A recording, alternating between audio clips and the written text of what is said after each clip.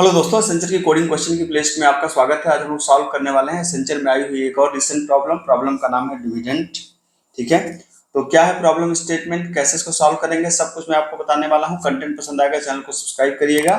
Problem कह रहा है कि you are given an array A, आपको एक एरे दिया गया है हैविंग सम डिविडेंड, मतलब आपको एक एरे दिया गया है। जैसे आपके पास एक एरे है, साइज है 5, ये एरे है और इसमें कुछ डिविडेंड्स हैं, है ना।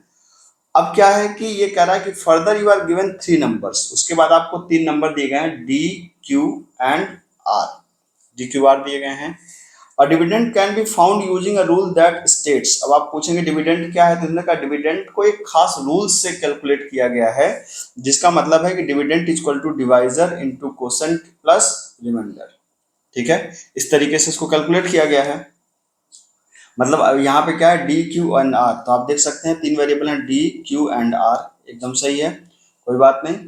अब हमने कहा your task is to find and return an integer value representing the index of the dividend if present in an array, if dividend not found return -1। कहने का मतलब ये है कि एरे के अंदर से आपको इस फार्मूले से डिविडेंड आप कैलकुलेट कर लेंगे। अब चेक करना है कि जो डिविडेंड की लिस्ट दी गई है, डिविडेंड की लिस्ट का मतलब क्या है, ये डिविडेंड की लिस्ट है, इस लिस्ट में डिविडेंड आपका अवेलेबल है कि नहीं है। इसको और सिंपल ढंग से समझते हैं। ठीक है, देखिए अगर आप अगर आप एसेंचर की या टीसीएस कोड बीटा की या किसी भी हायर एंड की तैयारी कर रहे हैं, तो उसके लिए आप क्या कर सकते हैं कि आप विजिट कर सकते हैं मेरा चैनल धनंजय शर्मा ऑफिशियल। यहाँ पे आप देख सकते हैं टीसीएस कोड बीटा की प्रॉब्लम को मैंने सॉल्व करके रखा है।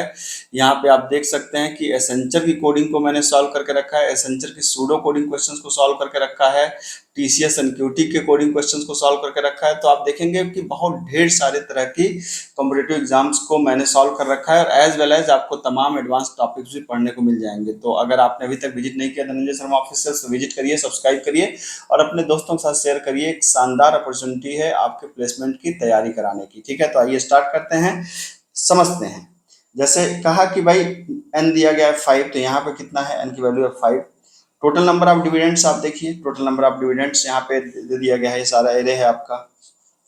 ठीक है, तो एरे के अंदर क्या क्या है आप सिंपल समझ लीजिए कि एरे के अंदर है आपके पास वही सारी चीजें, 5 then 6 then 7 then 9 and then 10, ये डिविडेंड्स हैं।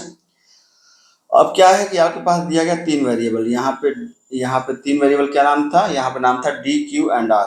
ठीक है, तो दिस वन इज डी, ये है डी, ठीक है, ये डी है, ये क्यू है और ये आर है।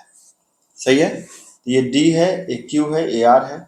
डिविडेंड कैलकुलेट करने का फार्मूला क्या था, D Q plus D into Q plus are.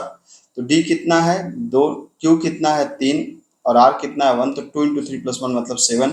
अब चेक करना है कि 7 इसमें है कि नहीं है। तो ये सिंपल एक सर्चिंग का प्रोग्राम है और कुछ है नहीं, बस ये आपको इधर उधर करके घुमा रहा था। तो एक सिंपल सर्चिंग का प्रोग्राम है। अब आप चाहें तो मेरे डिस्क्रिप्शन में इसका प्रैक्टिस यूआरएल दिया गया, वहां से खुद से सॉल्व कर सकते हैं। अगर आप खुद से नहीं सॉल्व करना चाहते, आप मेरे साथ सॉल्व करना चाहते हैं, तो आइए चलते हैं मेरे साथ में, हम लोग इसको सॉल्व कर लेते हैं।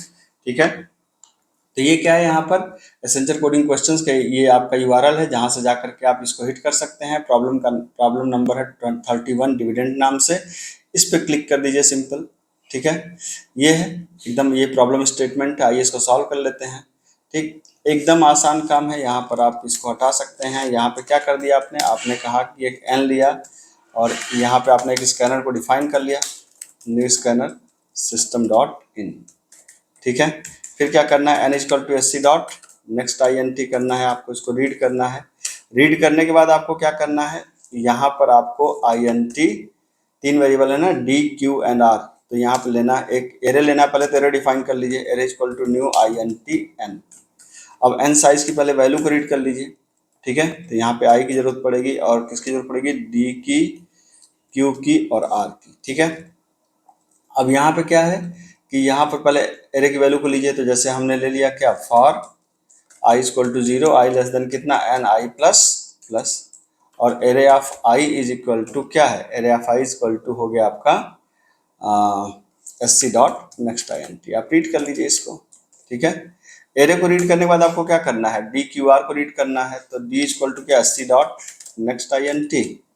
ठीक है, Q इक्वल टू क्या, S C dot next I N T, ठीक है, and R is equal to S C dot next I N T. ये आपने इन तीनों को रीड कर लिया। उसके बाद क्या करेंगे, सॉल्व फंक्शन बना लीजिए, एरे के पास कर दीजिए, एरे की साइज को पास कर दीजिए, डी क्यू और आर को पास कर दीजिए। हर चीज को फंक्शनल अप्रोच में करें तो अच्छा रहेगा। ये क्या करेगा, रिटर्न करेगा रिजल्ट को, और रिजल्ट को हमको क्या कर देना है, प्रिंट करना है। System dot out dot print L N, result को प्रिंट कर दीजिए, ठीक है। अब सॉल्व फंक्शन को डिफाइन कर लीजिए। आपने कहा public static I N T solve, ठीक है। तो क्या करेंगे, इसको सिंपल आई एन टी क्या कर देंगे, आई एन टी एक एरे बनाया है आपने, एरे बनाया है, उसके अलावा आपने क्या किया है, एरे की साइज है और डी है, क्यू है और आर है, ठीक है। तो इसको अगर आप चाहें तो इसको कैसे कर सकते हैं, आपने कहा कि भाई डी क्यू आर है तो सिंपल, अब हमको यहाँ पर इसको कैलकुलेट करने का फार्मूला क्या था, D into Q plus R, ठीक है। तो हमने कहा कि डिविडेंड इक्वल टू क्या था, dividend equal to D into Q plus R, ठीक है। एक आई वेरिएबल ले लीजिए। अब सिंपल इस डिविडेंड को हमको ढूंढना है एरे के अंदर और कुछ नहीं करना है। तो हमने कहा कि फाउंड इक्वल टू -1, क्योंकि यहाँ पर कह रहा है कि अगर रिटर्न अगर वैल्यू नहीं है तो -1 रिटर्न करिए, मतलब डिविडेंड नहीं है तो -1 रिटर्न करिए। तो हमने फाउंड को ही -1 ले लिया। अब हमने लूप चला दिया, for I is equal to 0, I less than कितना, एन आई प्लस प्लस। हमने कर दिया कि यदि एरे ऑफ आई की वैल्यू बराबर है डिविडेंड के तो इसका मतलब फाउंड है। तो फाउंड के अंदर क्या चाहिए, इंडेक्स चाहिए, तो आई चाहिए हमको, और क्या कर दिया, ब्रेक कर दिया। और नहीं है तो बाय डिफॉल्ट -1 तो है ही है, बस रिटर्न -1 कर दीजिए, काम खत्म, और कुछ करना ही नहीं है सर। नहीं, रिटर्न -1 नहीं, रिटर्न कर दीजिए फाउंड को। मतलब नहीं मिला तो फाउंड बाय डिफॉल्ट -1 है ही है, मिल गया तो फाउंड क्या हो जाएगा, आई हो जाएगा। तो एक सिंपल सा क्वेश्चन है, आप देख सकते हैं इसको। अगर आप इसको सॉल्व करके देखना चाहते हैं तो यहाँ पर देखिए, आप इसको रन पे क्लिक कर दिए, टेस्ट केस पास हो गया, और इसको आप सबमिट करेंगे तो सारे टेस्ट केस भी मेरे ख्याल से पास हो जाने चाहिए, आप देख सकते हैं, ठीक है। तो ये एक सिंपल सी प्रॉब्लम थी जिसको हम लोगों ने सॉल्व किया। कंटेंट पसंद आया हो तो चैनल को सब्सक्राइब करिए। मिलता हूँ, थैंक यू सो मच।